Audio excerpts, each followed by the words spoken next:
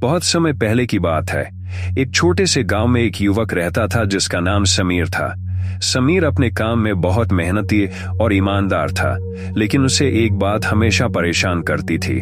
चाहे वह कितना भी अच्छा काम करे, लोग उसकी कद्र नहीं करते थे। उसे लगता था कि उसकी काबिलियत को लोग समझ नहीं रहे हैं और उसकी बातों का महत्व नहीं दिया जा रहा है। यह बात उसे बहुत चिंतित कर देती थी। एक दिन समीर अपने एक मित्र के साथ बैठा हुआ था जब उसने अपना दोह मित्र के सामने रखा। मैं इतनी मेहनत करता हूं, फिर भी लोग मेरी बातों को अनसुना कर देते हैं। ऐसा क्यों होता है? उसने निराशा भरे स्वर में पूछा। मित्र ने मुस्कुराते हुए कहा, समीर, काम करना एक बात है, लेकिन उसे सही तरीके से प्रस्तुत करना दूसरी। जो तुम चाहते हो उसे पाने के लिए केवल मेहनत ही काफी नहीं होती। तुम्हें अपने विचारों को सही तरीके से प्रस्तुत करना आना चाहिए। समीर ने हैरानी से पूछा, लेकिन मैं तो अपने काम और बातों को ईमानदारी से प्रस्तुत करता हूँ, फिर भी लोग मेरी बातों को महत्व क्यों नहीं देते? मित्र ने गहरी सांस ली और कहा, समीर, यह सब बोलने की कला पर निर्भर करता है। जिस तरह से तुम अपनी बातें दूसरों के सामने रखते हो, उसका असर बहुत महत्वपूर्ण होता है।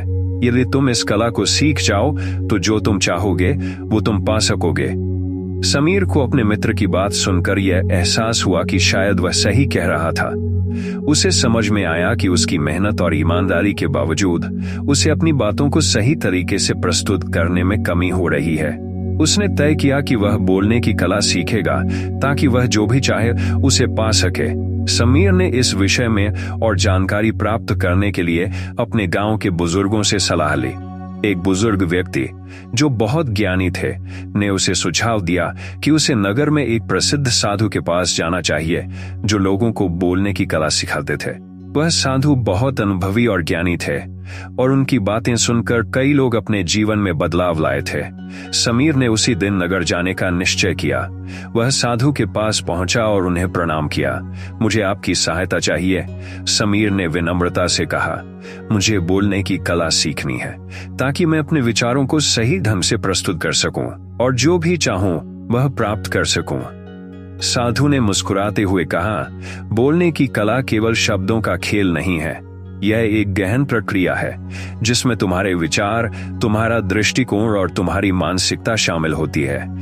यदि तुम इसे सही तरीके से सीख जाते हो तो तुम्हारे शब्द दूसरों के मन में गहराई से उतर जाएंगे और वे तुम्हारी बातों को सुनेंगे, समझेंगे और स्वीकार करेंगे।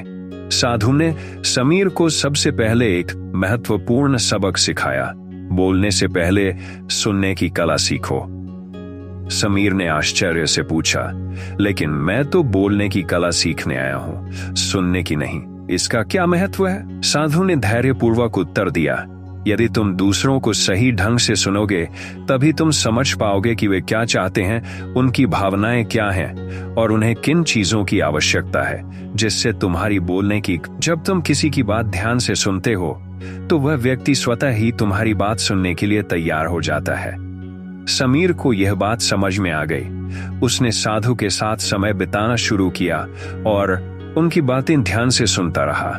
साधु ने उसे बताया कि जब कोई व्यक्ति तुम्हारे सामने अपनी बात रखता है तो उसे ध्यान से सुनो, उसकी भावनाओं को समझो और फिर अपनी बात कहो। कुछ दिन बाद साधु ने समीर को दूसरा सबक सिखाया, बोलने से पहले सोचो। साधु ने कहा, बहुत से लोग बिना सोचे समझे बोलते हैं। वे केवल अपने विचारों को शब्दों में बदलने की जल्दी में होते हैं, बिना यह जाने कि उनका प्रभाव क्या होगा। यदि तुम चाहते हो कि तुम्हारी बातों का असर हो तो सबसे पहले यह सोचो कि तुम क्या कहना चाहते हो और किस उद्देश्य से कहना चाहते हो। समीर ने पूछा, लेकिन मैं तो सच्चाई कहता हूं, फिर क्यों सोचना पड़ेगा? साधु ने मुस्कुराते हुए कहा, सच्चाई महत्वपूर्ण है, लेकिन उसे कैसे प्रस्तुत किया जाता है यह और भी महत्वपूर्ण है। तुम्हारी बातों का असर तब होता है जब तुम अपनी बात को स्पष्ट, सरल और समझदारी से कहते हो। अगर तुम्हारी बात सुनने वाले को स्पष्ट नहीं होती तो वह उसका अर्थ गलत समझ सकता है और तुम्हारी सच्चाई का असर नहीं होगा। समीर को यह भी समझ में आया कि बोलने से पहले सोचने का यह मतलब नहीं है कि उसे अपनी सच्चाई से समझौता करना चाहिए, बल्कि उसे अपनी बात को इस तरह से कहना चाहिए कि वह सामने वाले को समझ में आ सके और उसकी भावनाओं को ठेस न पहुंचे।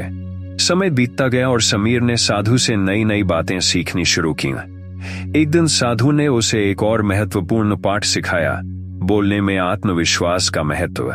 साधु ने कहा, यदि तुम्हें खुद पर विश्वास नहीं है तो तुम्हारे शब्द दूसरों पर प्रभाव नहीं डाल पाएंगे। तुम्हारा आत्मविश्वास तुम्हारे शब्दों में झलकना चाहिए। यदि तुम अपनी बात को संकोच से या डरते हुए कहोगे तो सामने वाला तुम्हारी बात को महत्व नहीं देगा।